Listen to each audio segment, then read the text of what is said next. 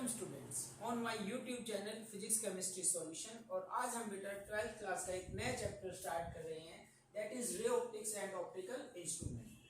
According to NCERT its chapter number 9। आज बेटा हम बात करेंगे इस लेक्चर में रिफ्लेक्शन ऑफ लाइट की बात करेंगे। किसकी बात करेंगे? Reflection of light. So not taking your much of time, just start करते हैं। First topic, reflection of light.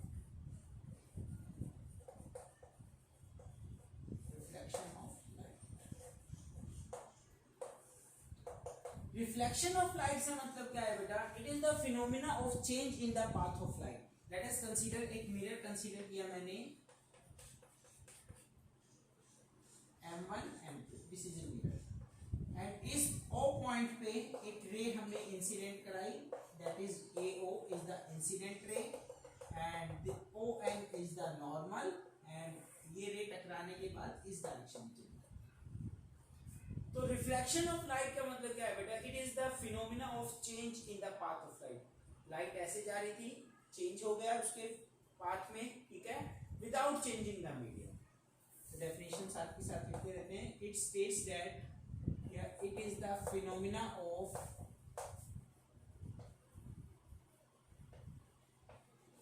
Change in the path of light, change in the path of light without changing the medium, without changing the medium। Medium के change हुए बिना बेटा जब light के path में change हो जाता है, इस फिनोमिना को हम कहते हैं रिफ्लेक्शन ऑफ लाइट। तो ये मैंने एक डायग्राम डिस्कस किया। इस डायग्राम में M1 M2 क्या है? एक मिरर। क्या कंसीडर किया? मिरर। तो पहले मैं डिफाइन करता हूं मिरर से क्या मतलब है बेटा।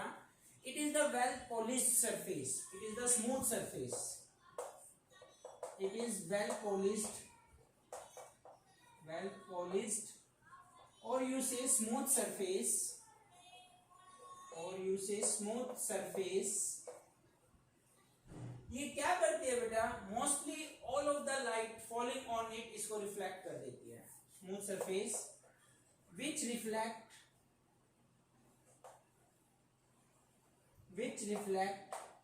almost all the light falling on it। तो मिरर क्या करता है बेटा? ऑलमोस्ट वर्ड यूज किया, ज्यादातर लाइट जो इसके ऊपर फॉल करती है उसको रिफ्लेक्ट कर देता है, ठीक है। 99% लाइट को क्या कर देता है? रिफ्लेक्ट। कुछ लाइट बेटा वी नो दैट एब्जॉर्ब हो जाती है, ठीक है, और कुछ आपकी इसमें से रिफ्लेक्ट हो जाती है, और वेरी माइन्यूट लाइट क्या हो जाती है? एब्जॉर्ब हो जाती है। तो अब ये जो स्मूथ सरफेस है, स्मूथ सरफेस से क्या मतलब है? ये मेरे को स्मूथ सरफेस दिख रहा है, पर जब मैं माइक्रोस्कोप से देखता हूं, ठीक है, इसका एनलार्ज व्यू, मैग्नीफाइड व्यू देखता हूं, तो ये जो सरफेस है मेरे को ऐसी दिखेगी। इसमें क्या है? ये जो इरेगुलरिटीज के बीच का सेपरेशन है, ये जो हाइट ऑफ इरेगुलरिटीज है, ठीक है, h क्या है यहाँ पे? हाइट ऑफ इरेगुलरिटीज या सेपरेशन बिटवीन इरेगुलरिटीज। अगर ये ग्रेटर है, किससे ग्रेटर है? Wavelength of light. लैम्डा क्या है? Wavelength of light. Wavelength of light अगर ये ग्रेटर है, h इरेगुलरिटीज, ठीक है, बिटवीन या फिर हाइट ऑफ इरेगुलरिटीज, तो जो सरफेस होगी हमारी उसको हम स्मूथ सरफेस कंसीडर नहीं करेंगे। तो surface is not smooth, the surface is not smooth. क्यों बता रहा हूं बेटा मैं स्मूथ सरफेस के बारे में? क्योंकि जो हमारी रिफ्लेक्शन है वो दो टाइप की रिफ्लेक्शन होती है। There are two type of reflection. देखिए,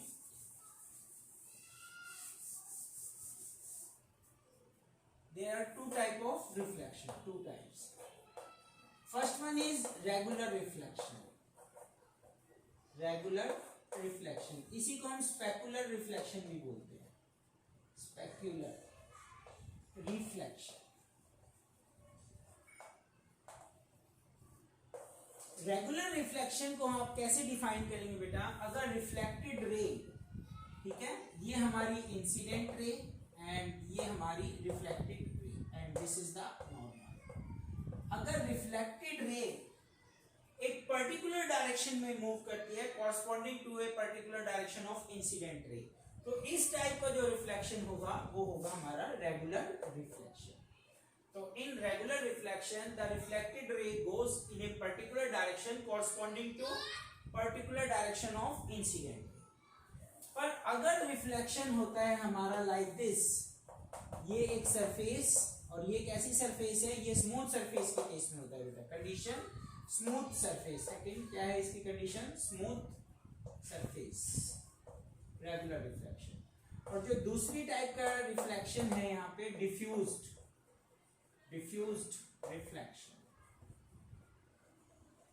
इसमें क्या होता है बेटा, लाइट एक पर्टिकुलर डायरेक्शन से आती है और वो spread in all direction, reflect in all direction like this, reflect in all direction like this. ये इसकी जो कंडीशन है, surface is not smooth means rough surface के केस में। ऐसी सरफेस होगी, जब रफ सरफेस होगी तो हमें इस टाइप का रिफ्लेक्शन मिलेगा, और जब well polished like mirror surface होगी तो हमें इस टाइप का रेगुलर रिफ्लेक्शन मिलेगा। और इंटरेस्टिंग बात बेटा ये है यहाँ पे, जो हम अपने आसपास के वर्ल्ड के साथ इंटरेक्ट कर पाते हैं, जो हम अपनी सराउंडिंग को देख पाते हैं, वो किस वजह से देख पाते हैं, due to diffused reflection. Suppose कीजिए ये मार्कर, ठीक है, इस रूम में किसी भी कॉर्नर से मैं इस मार्कर को देख सकता हूँ। यहाँ पे कोई स्टूडेंट है इस कॉर्नर में तो भी मार्कर को देख रहा है, उस कॉर्नर में है वो भी देख रहा है, मैं भी देख रहा हूँ। तो all the student in this room see the marker. और जबकि ये जो लाइट का सोर्स है, एक ही जगह से लाइट आ रही है, एक पर्टिकुलर उससे आ रही है एंड रिफ्लेक्ट होके सभी की आईज में जा रही है और वो सभी मार्कर को देख पा रहे हैं। तो जो ज्यादातर वर्ल्ड को हम देख पाते हैं वो किस रिफ्लेक्शन की वजह से देख पाते हैं, डिफ्यूज। पर इसमें बेटा जो अपने 12th लेवल में जो सिलेबस है उसमें हम सिर्फ इस रिफ्लेक्शन की बात करेंगे, रेगुलर रिफ्लेक्शन की बात करेंगे। इसकी बात करेंगे regular reflection. This is diagram. आइए इसको थोड़ा सा और डिटेल में डिस्कस करते हैं, रेगुलर रिफ्लेक्शन। तो यहाँ पे बेटा ये जो इंसिडेंट रे है, this is the incident ray and this is the normal. इसके बीच का जो एंगल होगा that angle is known as incident angle I. And ये जो एंगल है रिफ्लेक्टेड रे ने नॉर्मल के साथ बनाया, that angle is reflected angle R. Incident angle I, R is the reflected angle, incident ray, reflected ray, normal. तो incident angle अगर कोई पूछता है आपसे तो क्या कहोगे, it is the angle made by incident ray with normal. Incident angle क्या है, it is the angle made by incident ray with normal. And reflected angle क्या है बेटा, it is the angle made bye reflected ray with normal. तो यहाँ पे अब हमें सारी टर्म्स क्लियर हैं, mirror, incident ray, reflected ray, normal, incidence angle, reflected angle. अब हम डिस्कस करते हैं इसमें laws of reflection, laws of reflection. जैसा कि बेटा ये जो मैं लेक्चर बना रहा हूं applicable for both classes 10th as well as 12th, तो डिस्कस कर रहा हूं इसमें मैं बिल्कुल 0 लेवल से हायर लेवल की, ठीक है। तो यहाँ पे जो लॉज ऑफ रिफ्लेक्शन है इसमें दो लॉ हम डिस्कस करते हैं। First one, angle I is equal to angle R, means incident angle किसके इक्वल होगा, रिफ्लेक्टेड एंगल के इक्वल होगा। अगर इंसिडेंट एंगल 30 डिग्री है तो रिफ्लेक्टेड एंगल भी 30। इंसिडेंट अगर 0 डिग्री है, करेंगे हम ये केस, 0 डिग्री है तो रिफ्लेक्टेड एंगल भी क्या होगा, 0 डिग्री। तो फर्स्ट लॉ ऑफ रिफ्लेक्शन क्या कहता है बेटा, angle of incidence is equal to angle of reflection. Second law कहता है इसमें incident ray, normal, incident ray, reflected ray and normal. Incident ray, reflected ray and normal, all lies in same plane, all lies in same plane। Plane से बेटा आप क्या समझते हैं, plane से मतलब है मेरा यहाँ पे, let us consider there are 3 axis, 3 axis होती हैं, X axis, Y axis and Z axis. इसको कंसीडर करते हैं, ये जो साइड है बोर्ड की x, this side is y and ये जो आपकी तरफ आ रही है दैट इज z। तो कोई भी दो एक्सिस मिलके एक प्लेन बनाते हैं। तो ये जो बोर्ड है जिसपे मैं लिख रहा हूँ green board, this is the X Y plane. कौन सा प्लेन है बेटा, ये x और ये y, एक्स वाई। ये प्लेन था x और ये प्लेन z जो आपकी तरफ आ रहा है। तो ये x और ये z, तो ये जो फ्लोर है, फर्श है, ये कौन सा प्लेन हो जाएगा? X Z plane. कौन सा? X Z. ये जो मेरे इस हाथ की तरफ दीवार है, ये कौन सा प्लेन होगा बेटा? ये z और ये y, तो ये y z होगा। इस तरह से आप अपने रूम में इमेजिन करके एक्स वाई जेड प्लेन को इमेजिन करके, कंडीशन क्या है? Mutually perpendicular to each other. आप प्लेन की थोड़ी सी प्रैक्टिस कीजिए। तो यहाँ पे प्लेन के बारे में बताया, तीनों एक ही प्लेन में होनी चाहिए। तीनों एक ही प्लेन में होने का मतलब यहाँ पे है बेटा मेरा, लेट अस कंसीडर, ये हमारी इंसिडेंट रे, ये हमारी reflected ray, and this is the normal, and this is the normal. ये एंगल अगर 30 डिग्री का है तो ये एंगल भी 30 डिग्री का होगा। 30 डिग्री का तो ये एंगल भी हो सकता है। अगर आप देखें, अगर इसको मैं ऐसे बना दूं, नॉर्मल के साथ इस तरह से लगा देता हूं, तो ये भी 30 डिग्री का एंगल होगा, ठीक है ना?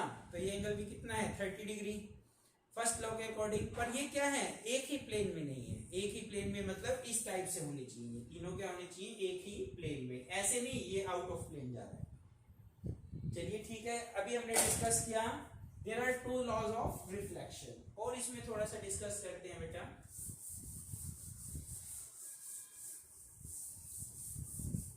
अगर incident ray, this is the mirror M1 M2, और इंसिडेंट रे मैंने इस टाइप से शो की, दिस इज द इंसिडेंट रे AO, और आपको कहा जाता है रिफ्लेक्टेड रे बनाइए, ड्रॉ द रे डायग्राम फॉर रिफ्लेक्टेड रे।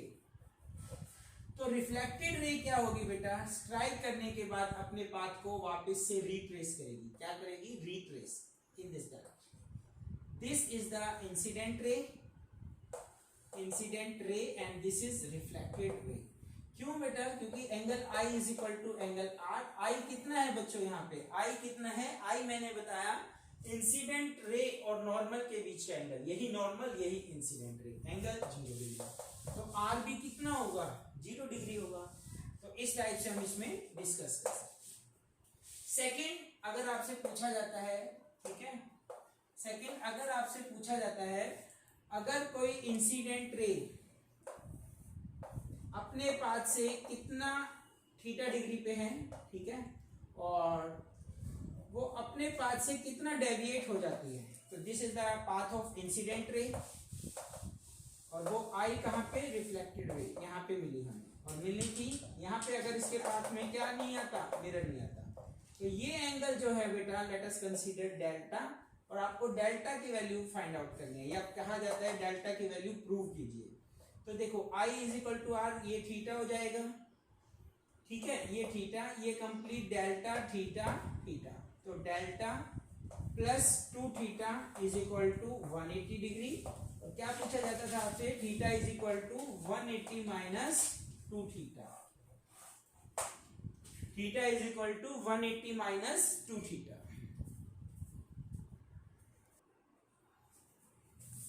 इसके बाद बेटा हम डिस्कस करेंगे, इसमें number of image find out करेंगे। क्या फाइंड आउट करेंगे? Number of image, number of image between two inclined mirror. अगर ऑब्जेक्ट कहाँ रखा है? Object is placed between two mirror,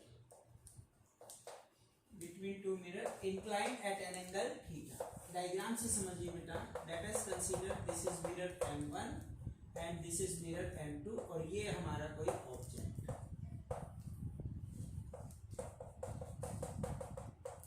कितने डिग्री पे हैं दोनों मिरर? आपस में थीटा डिग्री पे इंक्लाइन है। कितने डिग्री पे? थीटा डिग्री पे। आपको बताना है बेटा how many number of image are form. तो इसमें मल्टीपल रिफ्लेक्शन का केस होगा। जैसे हम सैलून पे जाते हैं तो फ्रंट में मिरर है, बैक में मिरर है, तो हमें बहुत इनफाइनाइट, बहुत ज्यादा इमेज हमें दिखाई देती है दूर तक, ठीक है।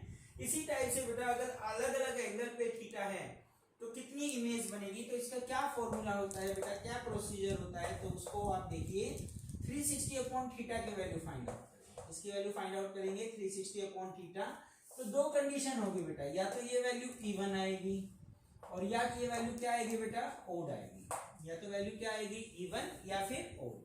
अगर वैल्यू इवन आती है तो -1, n is equal to 360 minus theta -1, ये हमारा आंसर आएगा। और अगर ओड आती है तो यही हमारा आंसर है, ठीक है। फॉर एग्जाम्पल मैं कहता हूं थीटा 60 डिग्री है, थीटा कितना है 60 डिग्री। 360/66 इवन, तो ये फॉर्मूले के अकॉर्डिंग एन कितना आ जाएगा 360/66 माइनस 1 5 इज द आंसर।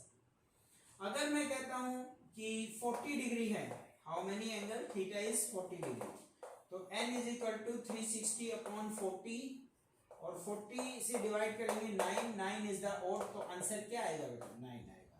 तो आपको ध्यान क्या रखना है, अगर थोड़ा सा कंफ्यूजिंग भी हो तो आपको ध्यान रखना है जो n होगा, जो आंसर होगा ऑलवेज आपका ओड नंबर आएगा। क्या आएगा बेटा, ऑलवेज ओड नंबर आएगा। Now we discuss,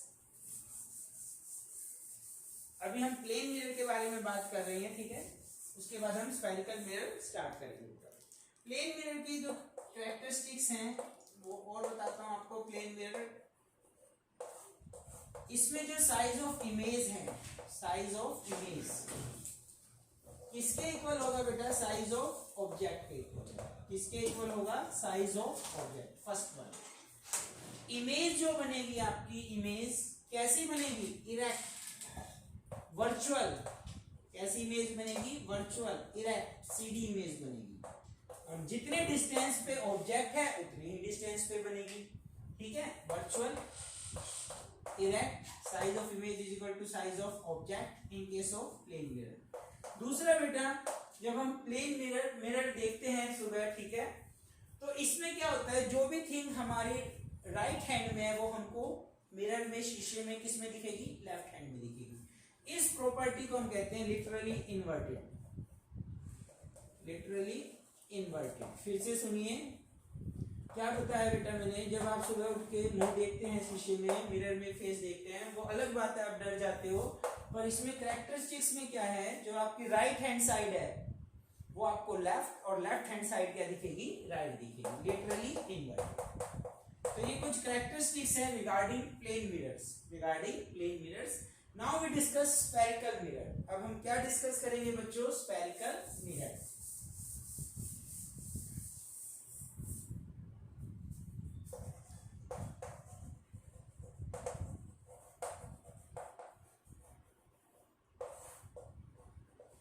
spherical mirror क्या है बेटा, एक फुटबॉल को इमेजिन कीजिए। फुटबॉल कहने का मतलब क्या है, होलो स्फेरिकल सेल, अंदर से खोखली, होलो मतलब अंदर से खोखली, लाइक फुटबॉल। तो मिरर क्या है बेटा, स्फेरिकल मिरर क्या है, एक पार्ट है, it is a part of hollow spherical, it is a part of hollow sphere in which one side is reflected and other side is opaque. For example, ये मैंने एक spherical body, hollow spherical body consider की और इसका ये part consider कर दिया, ये वाला पार्ट, और एक फेस कैसा है बेटा, ओपेक। ओपेक का मतलब होता है बेटा रफ सरफेस, ओपेक मतलब रफ। और एक सरफेस कैसा है, रिफ्लेक्टेड सरफेस। या फिर मैंने लेटस कंसीडर ये वाला पार्ट कंसीडर किया मिरर के लिए, M1 M2, और ये वाला जो फेस है, इस बार ये वाला फेस क्या है, ओपेक, रफ, और ये जो फ्रंट में है दैट इज रिफ्लेक्टेड, रिफ्लेक्टेड। ये वाला आर से आप कंफ्यूज ना हो, पूरा लिख देता हूं, reflected.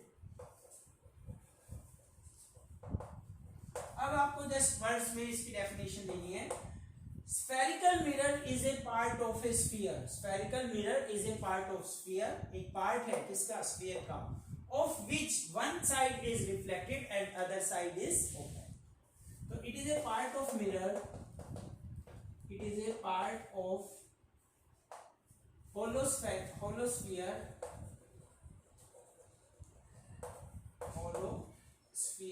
of which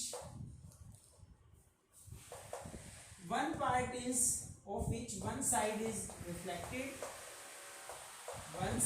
is reflected, and other side is rough, other side is opaque. एक साइड कैसी है बेटा, रिफ्लेक्टेड, और दूसरी साइड कैसी है, ओपेक। तो ये हमने डिस्कस किया स्फेरिकल मिरर। तो ये जो स्फेरिकल मिरर है बेटा टू टाइप्स के होते हैं। How many types, two types.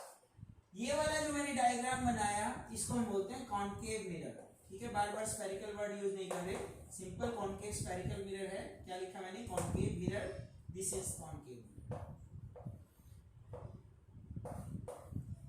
और ये जो सेकंड डायग्राम है बेटा, convex mirror, this is convex mirror. इसका डायग्राम है कन्वेक्स मिरर।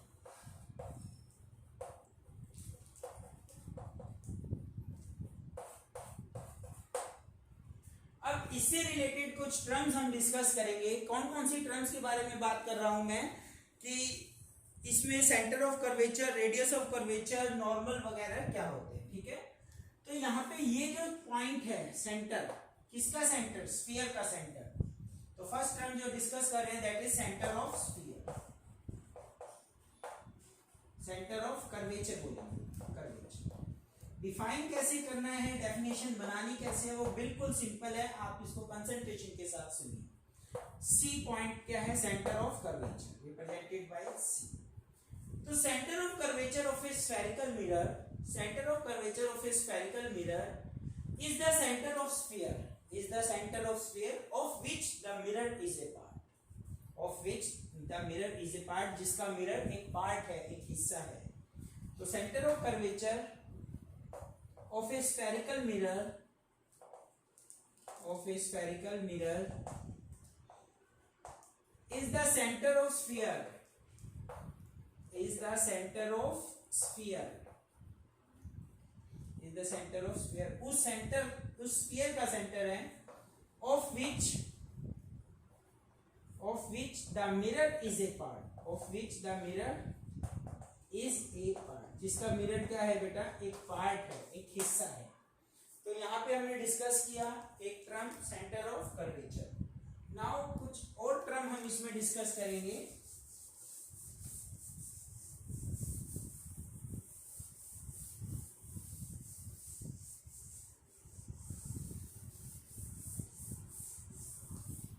कौन कौन सी टर्म डिस्कस करेंगे बेटा,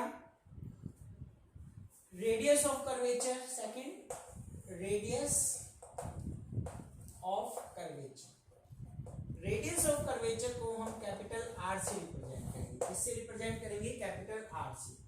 तो radius of curvature of a spherical mirror is the radius of hollow sphere of which the mirror is a part. तो radius of curvature of a spherical mirror, इसी को continue कर रहा हूं, radius of curvature of a spherical mirror, of a spherical mirror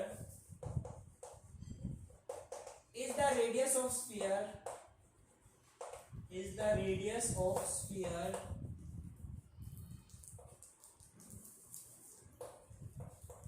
is the radius of sphere of which the mirror is a part, of which the mirror is a part। क्या पूछा गया बेटा, आपसे पूछा गया रेडियस ऑफ कर्वेचर। ये जो curvature है इसकी रेडियस कितनी है, ठीक है, ये जो आर्क है कर्वेचर है इसकी रेडियस, तो इसकी वही रेडियस है जो उस स्फीयर की रेडियस है। किस स्फीयर की, जिसका मिरर एक हिस्सा है, जिसका मिरर क्या है बेटा, एक पार्ट है। ठीक है, यहां देखिए थर्ड टर्म नॉर्मल।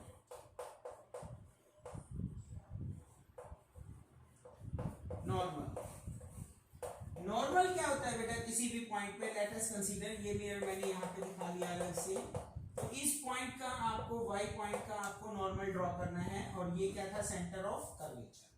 तो उस पॉइंट को, एक स्ट्रेट लाइन जो उस पॉइंट को सेंटर ऑफ कर्वेचर से ज्वाइन करती है, this is the normal, this is the normal. तो क्या होगा बेटा normal, it is a straight line normal of A point, normal of A point is the straight line, कैसी line है, is the straight line joining that point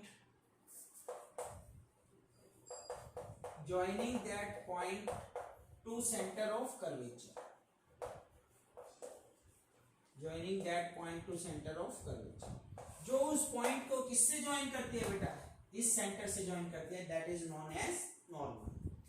अगर मैं बात करता हूं अपर्चर की, तो यहाँ पे बेटा ध्यान से देखना है, there are two type of aperture हम डिस्कस करेंगे। First one is fourth point linear aperture, linear aperture. और ओनली से अपर्चर। तो अपर्चर क्या है बेटा, ये मान लेते हैं M1, ये मान लेते हैं M2, ये मिरर।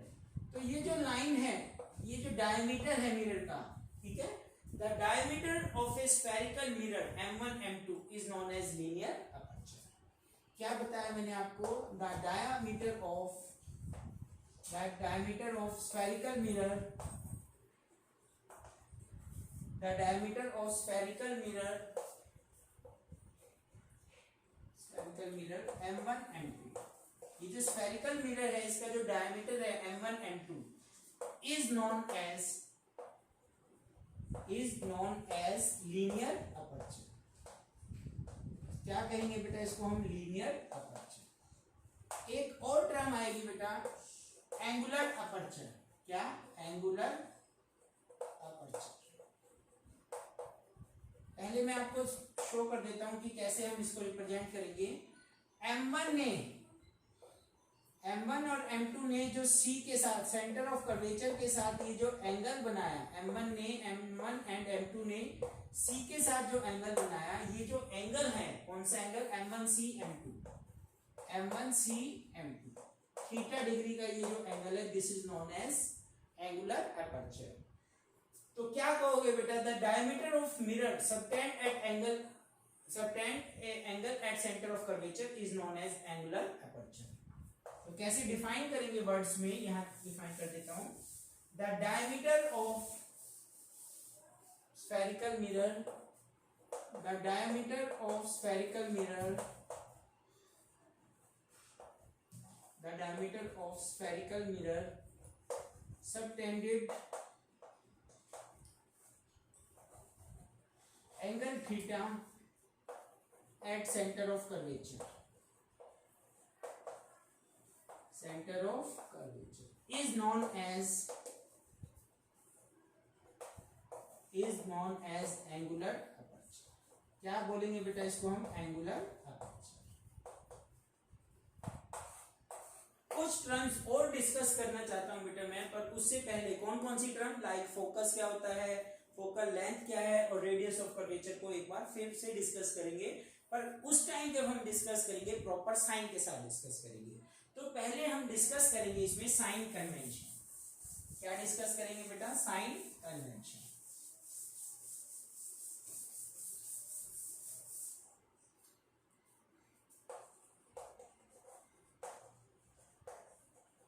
साइन कन्वेंशन,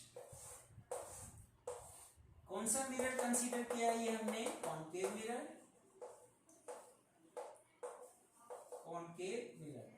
एक टर्म और डिस्कस कर सकते थे, ये जो मिड पॉइंट है, किसका मिड पॉइंट, कॉनकेव मिरर या कन्वेक्स मिरर, या फिर आप कहिए the mid point of spherical mirror is known as pole.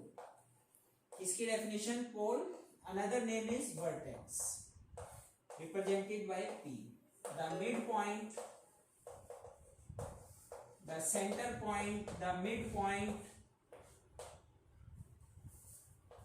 of a spherical mirror, the midpoint of a spherical mirror is known as pole। क्या बोलेंगे बेटा इसको हम, पोल, और यू से वर्टेक्स। ये जो पॉइंट है मिरर का, पोल। तो एक मिरर कंसीडर किया, कॉनकेव मिरर, और ये हमारा सेंटर ऑफ कर्वेचर हमने डिस्कस किया। ये जो लाइन है बेटा, जो ज्वाइन करती है किसको, पोल को एंड सेंटर ऑफ कर्वेचर को, the line joining pole and centre of curvature and extended on both side is known as principal axis. तो अनदर टर्म जो हमने डिस्कस की थी, अभी इसमें एक टर्म और ऐड करते हैं, प्रिंसिपल एक्सिस। प्रिंसिपल एक्सिस कैसे डिफाइन करेंगे आप, the straight line joining pole to centre of curvature, pole and centre of curvature कर लीजिए, centre of curvature and extended on both side is known as principal axis। Pole को centre से जो line मिला रही है, the straight line joining pole and centre of curvature, और दोनों साइड इसको क्या कर दिया, एक्सटेंड कर दिया। This is known as principal axis. तो ये कुछ टर्म बेटा हम डिस्कस कर रहे हैं, ठीक है। प्रिंसिपल एक्सिस हो गया, नॉर्मल हो गया, linear aperture, angular aperture, centre of curvature, radius of curvature, ये हमने कुछ टर्म डिस्कस की। Now we discuss sign convention. तो यहाँ पे जो हम इमेजिंग करते हैं बेटा, ऑलवेज इन ऑप्टिक्स, जो लाइट हमारी ट्रेवल करेगी वो लेफ्ट हैंड से राइट हैंड की साइड ट्रेवल करेगी। This is the direction of incident light, incident light. तो इसमें 3 इंपॉर्टेंट जो साइन कन्वेंशन है, जो रूल है, वो क्या है। फर्स्ट रूल कहता है बेटा सभी डिस्टेंस पोल P से मेजर करने, वर्टेक्स से मेजर करने, ठीक है। All the distance are measured from, all the distance are measured from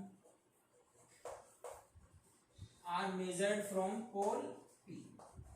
सभी डिस्टेंस कहां से मेजर करनी है बेटा, पोल P से मेजर करनी है। सेकेंड रूल कहता है अगर distance in the direction of incident light है, this is the direction of incident light, अगर डिस्टेंस किस डायरेक्शन में है, इस डायरेक्शन में है, टेकन एज पॉजिटिव, तो उसको हम पॉजिटिव लेंगे। और opposite to direction of incident light distance क्या लोगे बेटा, इसको आप नहीं। तो सेकंड रूल बना इफ द डिस्टेंस, पहला रूल तो क्या है, पोल से डिस्टेंस लेना है, कहां से मेजर करना है, पोल से। Second, if the distance is in the direction of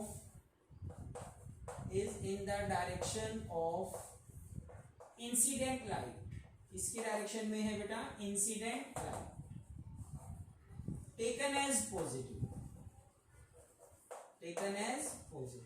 and vice versa. Vice versa का मतलब opposite to direction of incident light taken as negative, and opposite to direction of incident light, taken as negative. तो 2 rule हमने discuss किए यहाँ पे, ठीक है। Third rule क्या कहता है बेटा, ये जो हाइट है, परपेंडिकुलर हाइट, परपेंडिकुलर किसका, प्रिंसिपल एक्सिस का। तो थर्ड रूल कहता है perpendicular height in upward direction, या फिर एक में बना देते हैं परपेंडिकुलर